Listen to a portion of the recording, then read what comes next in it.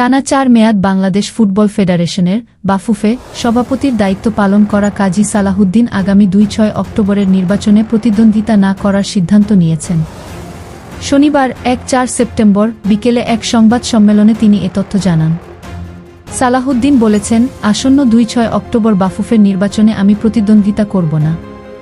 এটি আমার চূড়ান্ত সিদ্ধান্ত। আমি ৪টি মেয়াদে দায়িত্ব পালন করেছি এবং এ ধরনের সুযোগ পেয়ে নিজেকে অত্যন্ত ভাগ্যবান মনে করি। এর আগে ৫ আগস্ট রাজনৈতিক পট পরিবর্তনের দীর্ঘ ৪-০ দিন পর শনিবার দুপুরে বাফুফে কার্যালয়ে আসেন সালাহুদ্দিন।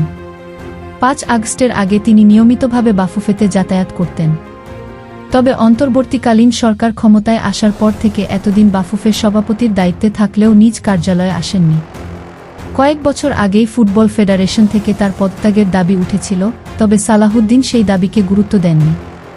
বরং তিনি পঞ্চম মেয়াদে